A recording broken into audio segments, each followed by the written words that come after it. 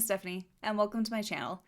This is where I talk about all things bookish, writing, and I make sarcastic comments along the way. Today we're in the reading room, and I'm recapping what I read in March, and sharing some quick reviews about those reads. Now, unfortunately, I'm not very good at writing reviews that don't include spoilers, so fair warning, I will be talking about major plot points and twists in these books. I also want to preface this by saying that these reviews are strictly about the books, not about the authors. I respect these authors for doing the work and putting their books out there, and my reviews are not about them as people, but about the books that they've published. So, first up, we have the Sleepless by Victor Benibo, and I want to say this was either from Unplugged or Twisted Retreat, but I'm leaning towards Unplugged. Overall, I really enjoyed this read. This was one book where the middle actually really kept me engaged. I feel like some books, the muddy middle is where the book starts to drag, and I didn't feel that with this one. I was really curious to figure it out, what was going on, and I thought it was a great blend of sci-fi and murder mystery. But let's go ahead and see what we're getting ourselves into with this book. And also, I just have to say, I really love the foiling on the cover. I think that's a really fun touch. So the premise of the book: a mysterious pandemic causes a quarter of the world to permanently lose the ability to sleep, without any apparent health implications. The outbreak creates a new class of people who are both feared and ostracized, most of whom optimize their extra hours to earn more money. Journalist Jamie Vega is sleepless. He can't sleep, nor does he need to. When his boss dies on the eve of a controversial corporate takeover, Jamie doesn't buy the too convenient explanation of suicide and launches an investigation of his own. But everything goes awry when Jamie discovers that he was the last person who saw Simon alive. Not only do the police suspect him, Jamie himself has no memory of that night. Alarmingly, his memory loss may have to do with how he became sleepless. Not naturally, like other sleepless people, but through a risky and illegal biohacking process. As Jamie delves deeper into Simon's final days, he tangles with extremist organizations and powerful corporate interests, all while confronting past traumas and unforeseen consequences of his medical experimentation. But Jamie soon faces the most dangerous decision of all as he uncovers a terrifying truth about sleeplessness that imperils him and all of humanity. So first up, one of the things that I really liked about the book was the integration of future technology. It felt very realistic and was really well written. It wasn't flying cars everywhere, but just an evolution of what we have now with VR and smartwatches and self-driving cars. I felt like it could have been a real glimpse into what's to come in 2043, which is when the book is set. I also thought the societal reaction to the sleepless or the hyperinsomniacs was well done. As a whole, we would freak out and react strongly, forcing people into quarantine to figure out what causes this, while also running tests to figure out how to replicate it for profit. There was the great question around, would sleeplessness be better for society or worse? We'd have more time to do the things that we want or need to, but at the same time, is it just more of a question that we're not using the time we have well while we have it now? It's a unique look at the upsides and downsides to never needing to sleep. We have the time to work, spend time with friends and family, spend time on our hobbies, exercise, learn new skills, all those great things. But then we also have the negative aspects of never needing to sleep, with people working multiple jobs, using more energy and natural resources, and looking at how corporations would take advantage of this shift. One thing I did really like is our main character, Jamie, or Jaime, like they allude that his name is probably the Latino pronunciation of his name, but we never get a confirmation, so I'm just gonna stick with Jamie. But I do appreciate that he was queer, he was a BIPOC main character, which is great. I also love that his bisexuality wasn't made a big deal, it just was. And I also liked his platonic relationship with his friend Veronica. There was never the moment of, ooh, will they get together? Like, no, they're just friends. Though Jamie kind of is an interesting character. We follow him and are somewhat primed to like him, but there were some things that he did that kind of rubbed me the wrong way. Like, he gets really aggressive with this character named Kingsley while Jamie is interrogating him for more information. Like, I didn't like his inability to play some things cool. Like, dude, you're a journalist. You don't know how to be charming and manipulative to get the answers you're looking for. Like, there were just times that I felt it was hard to find Jamie's career as a journalist a little realistic. Spoiler alert, I did figure out that it was Ethan who was involved, even though I felt like it took a little too long for Jamie to catch up. Though I also was expecting Veronica to be in on it too, so that was a really well done red herring. I fully expected at the end, like, she would pop out of the woodwork and be like, haha, it was me too. And she didn't, so very well done there. One of the things I also didn't really like about the book was the thesaurus abuse. Like, there's a lot of interesting and big word choices in the book, and some that almost felt like they were shoved in to make it sound better or smarter, but it just pulled me out of the story. And it's not like our main character speaks like this. Like, it's not like he's a Fraser Crane ripoff who's using big words just because he can. Jamie's not that way, so just a little bit off-putting. And again, like I said, it pulled me out of the story because I'm like, well, now I have to look up what that word means because I don't know. So to have to go look it up instead of just letting the story naturally flow did kind of break the spell for me a little bit.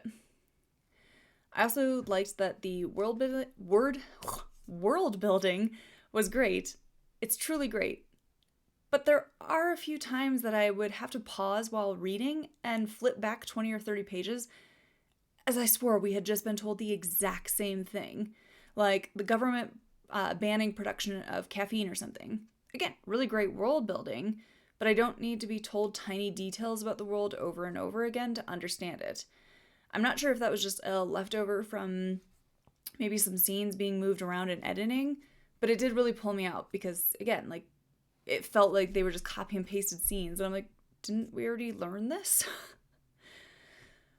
Finally, the ending was both too long and too short, if that makes any sense. It kind of started to drag, and it felt like Manibo didn't know where to end the story.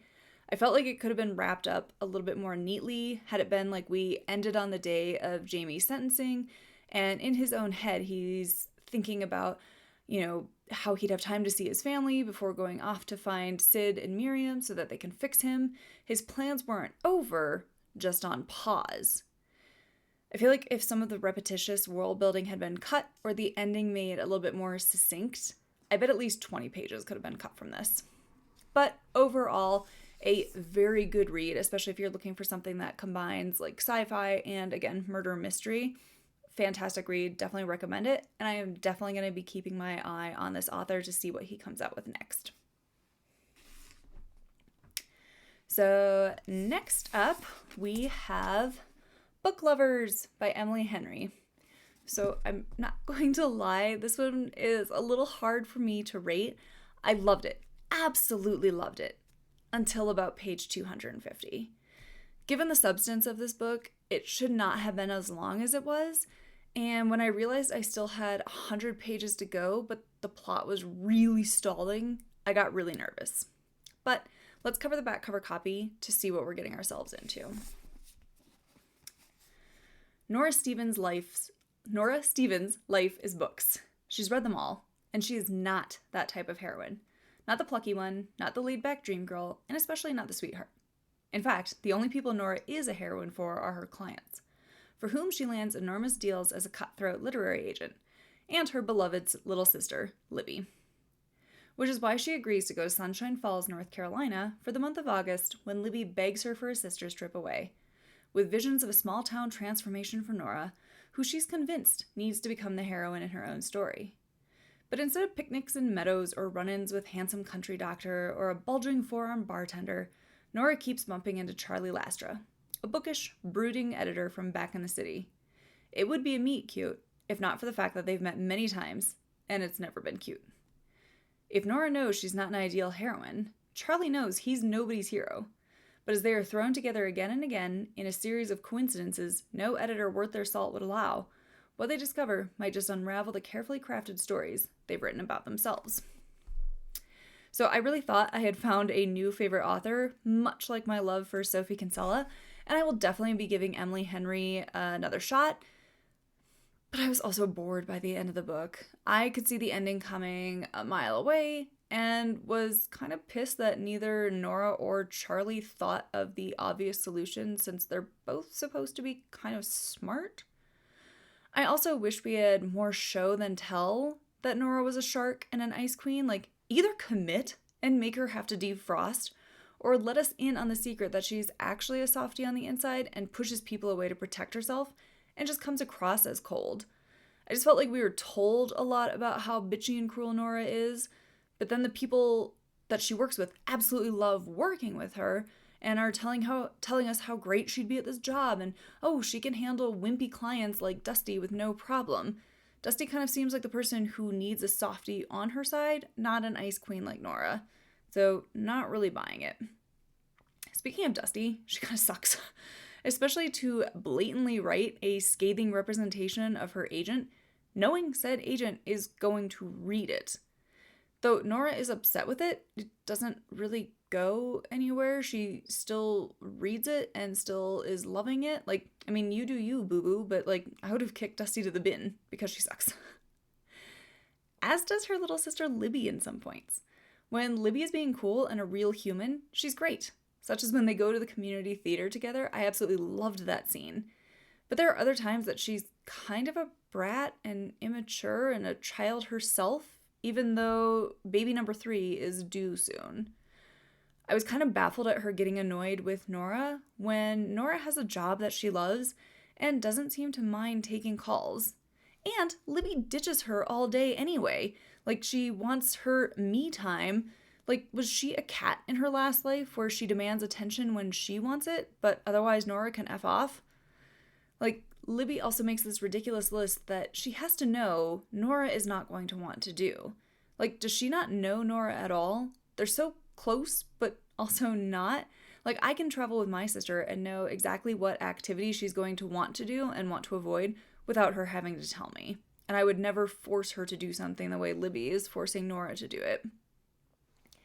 I also get the whole divorce lawyer and stressed calls are supposed to be misdirects, but why wouldn't Libby just tell Nora she's thinking of leaving the city and that she wants to try small town life? Though I will say I really did like the portrayal of sisterhood and how that changes as you get older and you change and you grow. It was interesting to see how they both had very different views of their mother and their childhoods. And it was interesting that Nora saw magic in it, but now she's a bit pessimistic and anti-romance, whereas Libby saw how much their mom struggled, but she's kind of the eternal optimist. I don't know. It felt a little weird to me. It was a good part of the story, but I also didn't go into this expecting it to be so much of the story. I expected a lot more time to be devoted to the relationship between Nora and Charlie, but I absolutely loved every playful conversation between Nora and Charlie. Their quips and witty comebacks were fantastic. I was cackling and laughing, and I loved it all. If that had been the focus of the book, sign me up. Though the book promised rivals to lovers, and they were never rivals. It talks about how the fact that they've met many times and it's never been cute. We only see them meet once at a lunch that didn't go well and then come across each other 2 years later. 2 years later, like, rivals that does not make. Like, that. The back cover copy made it seem like we would see a lot more of them fighting and then learn to love each other, which is kind of just like they had a shitty lunch and then fell in love. I also really do like Charlie, but sometimes he comes off as too good to be true near the end. Or maybe I'm just really cynical, like Nora was supposed to be. Overall, I liked their relationship, but the semi-miscommunication trope at the end was a little bit over the top for me. I really did like Henry's writing style. I think she has a great way with words and dialogue when it's not being too hallmarky. But her pacing kind of shoots herself in the foot. Again, this did not need to be as long as it is, given that the main plot and subplots we're working with. 50 pages easily could have been trimmed, and we could have avoided some unnecessary repetition or similar scenes. I know it sounds like there was a lot that I didn't like about this book, but I really did enjoy it. I think had it been a bit shorter and focused more on Charlie and Nora's relationship, I think it would have worked a lot better. And this is coming from someone who doesn't normally add romance to her to-be-read pile. I did impulse buy People We Meet on Vacation by Emily Henry, and I'm excited to dive into that in the next month or two, and I think that will really help solidify if Emily Henry is a go-to author for me, Or maybe this one was just kind of a swing and a miss. So next up, we have Her Buried Lives by Katlyn L. Duncan. Maybe Katlyn, but I'm assuming Katlyn.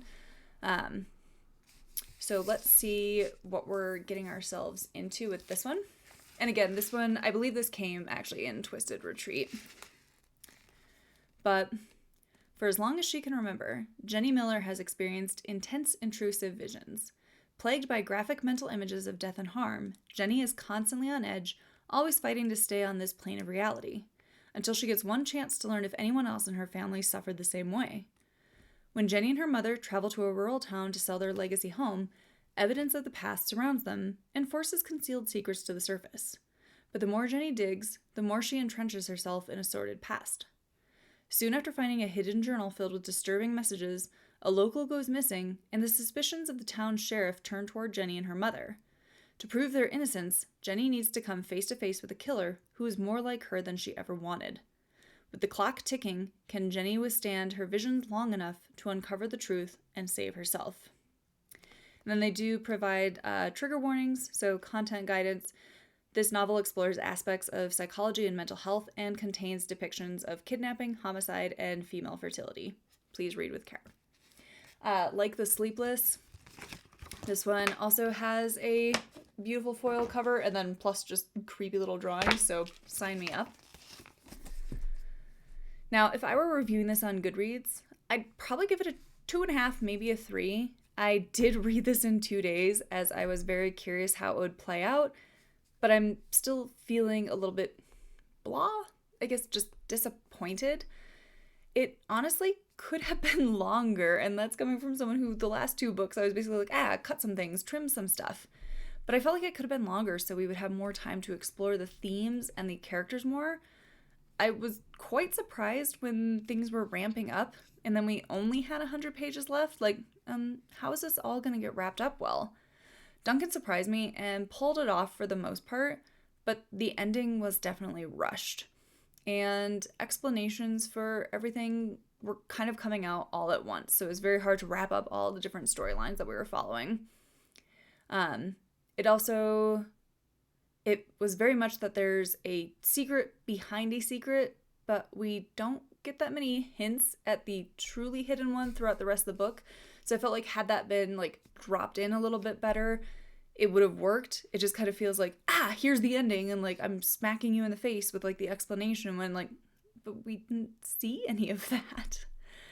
I honestly expected this to take a supernatural turn. That's on me fully, as the cover copy never promised that, but it just, the buildup around what happens to Jenny and then that it happened to her aunt too, it just felt like it was going to be some big family secret or like pact with the devil or something like that, but it wasn't. Again, not promised, but just felt like that's where the story was going with the creepy house, the creepy journal, and a hidden family. I also hate to say that the writing was not always clear. There were quite a few times that I would read something and not understand what happened, as the description wasn't describing the action or setting well. This is one book that I think could have used more adjectives and descriptions, and I am not the biggest fan when authors overdo it in that area. But this book wasn't really painting a good picture for me to immerse myself in. A small thing, but something that did pull me out of the book, was the repetition of specific words or phrases quite quickly. Like there's an instance where Jenny's talking about her and her mom having more than their fair share of something, and then a few paragraphs later it says something else is more than their fair share.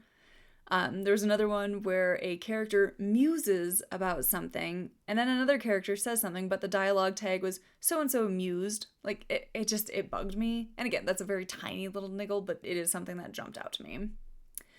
There was another instance of this, but I'm not going to go back through the book to find it.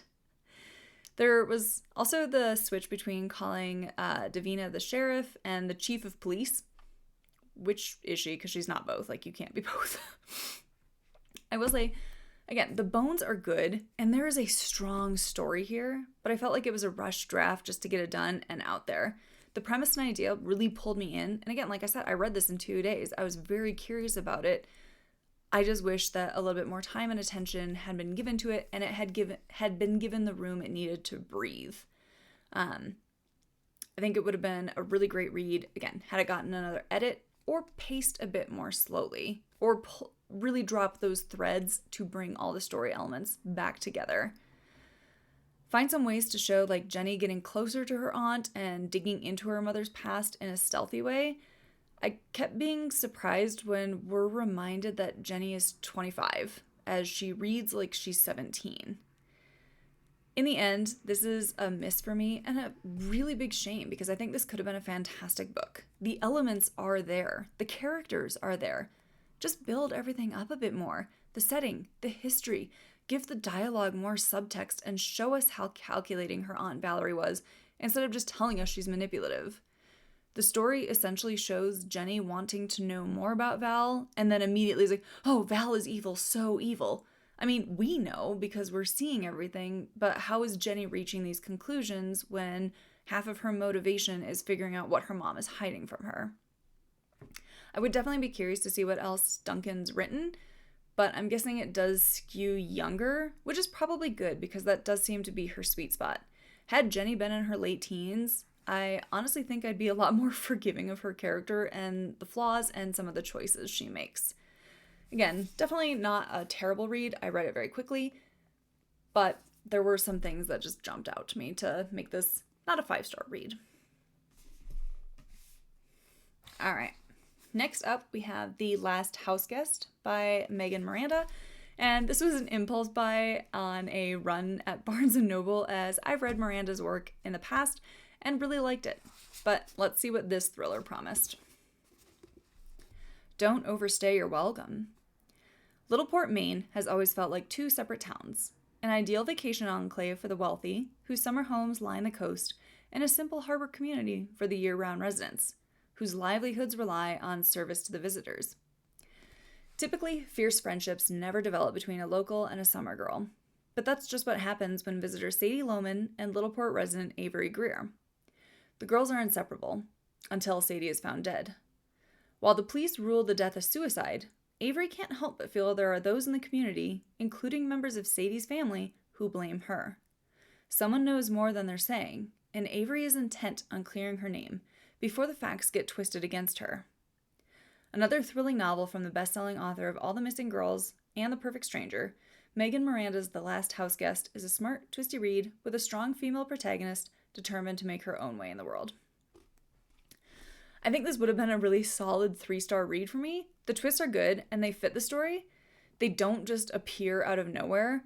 And like the clues are there if you're looking, which I really appreciate. I would so rather guess the twist ending than sit there and go, what? It works. The ending was satisfying to the setup that we got in this book. I also think Miranda does a really fabulous job of writing descriptions, as I could completely see the town and the properties Avery managed. The spooky ambiance was also done very well. It was dark and dreary when it needed to be, and it really added to the story. The only problems I have with this is that the characters are hard to get to know. Avery is kind of an unreliable narrator, and you're torn between wondering if she's truly obsessed with Sadie and ended up like edging her out of her own life. I was never really sure what Avery's motivations were. Survival, becoming more than she was born into, proving herself. I'm not really sure. I had to keep reminding myself that these were adult women. Like, they're still new adult, but again, sometimes they read like they were 18 years old. We're told a lot about these characters without seeing them put these personality traits into action. It's kind of hard to know them and know what to expect. I honestly think Connor is the most realistic character. The rest lack depth and personality beyond surface level traits. Also, was it just me, or did Erica completely drop from the story? Now that I'm thinking about secondary characters, I don't think we had a resolution to what Luce and Parker were fighting about, where she told Avery she'd never met such a group of liars. Like, what were they all lying about? Did she know the truth? Like, why not tell Avery then when Avery stalked her and found her? There were also some twists that just did not fit. There's a reason I'm using quotes. Like, spoiler alert, there's a whole quote-unquote twist that Avery is related to Sadie that is resolved practically 5 pages later with a flashback that shows Avery is not related. So why are we wasting our time on this twist? It is a chapter cliffhanger that is dragging on more than it should. Also, tiny nitpick, but if the police are confirming Sadie's death as a suicide, like, wouldn't there be other writing samples they would use other than just a ratty diary? Like, surely her parents would want more concrete proof or know their daughter's handwriting. And also, why did Sadie have Avery's diary in the first place? Like, who knows? It was just convenient for another twist. If you're looking for a great popcorn thriller, this is it. And I will continue to check out Miranda's future works, as I do enjoy her writing. I think she's a good writer. Again, good, quick-paced thrillers. I just don't expect too much from them. All right, next up we have She's Gone by David Bell. And oh my god, I should have trusted my instinct and DNF'd this book. I really hated this, but let's see what the back cover promises for this book before I get into it. When 17-year-old Hunter Gifford wakes up in the hospital on the night of homecoming, he's shocked to learn he and his girlfriend, Chloe Summers, have been in a terrible car accident. Hunter has no memory of the crash, and his shock turns to horror when he is told Chloe's blood has been found in the car, but she has disappeared. Back at school, his fellow students taunt him, and his former best friend starts making a true crime documentary about the case, one that points the finger directly at Hunter.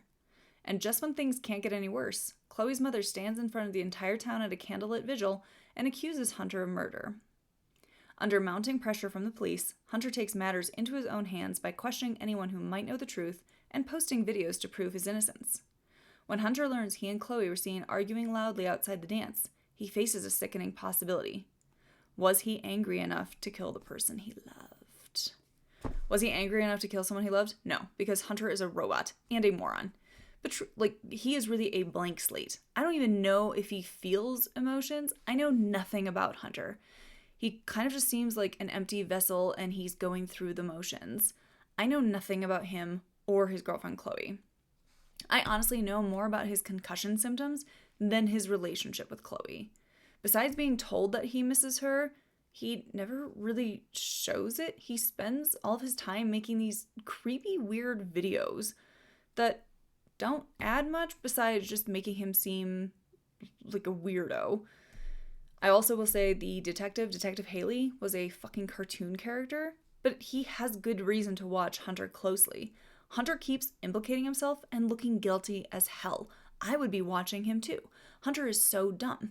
He keeps doing dumb things, even though he thinks he's innocent, but he just makes bad decision after bad decision.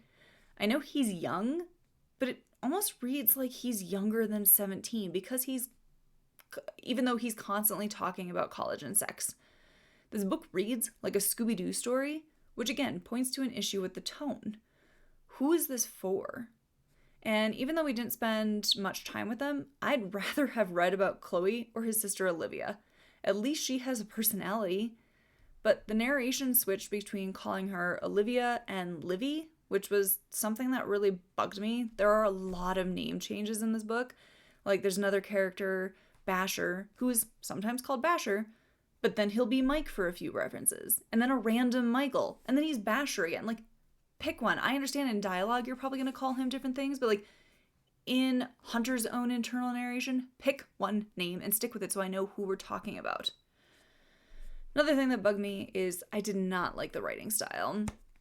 It features a lot of short, choppy sentences and one-line paragraphs. I hate when authors use that as a crutch to make the scene more dramatic or tense.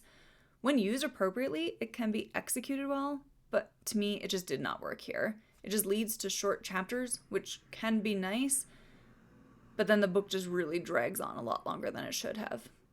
I had high hopes for this one, but this is actually going to make an appearance on a future Wine Club episode because I did not like this. I was very angry by the end of this, just kind of over it, but again, I'm going to turn this into a full-fledged review on Wine Club. And then lastly, for my March reads, we have One Last Stop by Casey McQuiston. And this one breaks my heart as I had heard so many good reviews about this, but I did not enjoy it. I did not enjoy it so much that it too is getting its own episode of Wine Club, and I am sorry in advance. But let's start with the back cover copy. For cynical 23-year-old August, moving to New York City is supposed to prove her right, that things like magic and cinematic love stories don't exist, and the only smart way to go through life is alone. She can't imagine how waiting tables at a 24-hour pancake diner and moving in with too many weird roommates could possibly change that. And there's certainly no chance of her subway commute being anything more than a daily trudge through boredom and electrical failures. But then there's this gorgeous girl on the train. Jane. Dazzling, charming, mysterious, impossible Jane. Jane with her rough edges and swoopy hair and soft smile, showing up in a leather jacket to save August's morning when she needs it most. August's subway crush becomes the best part of her day, but pretty soon she discovers that there's one big problem. Jane doesn't just look like an old-school punk rocker. She's literally displaced in time from the 1970s, and August is going to have to use everything she tried to leave in her own past to help Jane. Maybe it's time to start believing in some things after all. Casey McQuiston's One Last Stop is a magical, sexy, big-hearted romance where the impossible becomes possible as August does everything in her power to save the girl lost in time. Now, I will say that I liked it at first until I realized I was close to 100 pages in and I was really bored. I was bored and not sure why I should care about our protagonist. She's kind of like Bella Swan. Am I actually supposed to like her? Because I don't. I did not connect with August at all.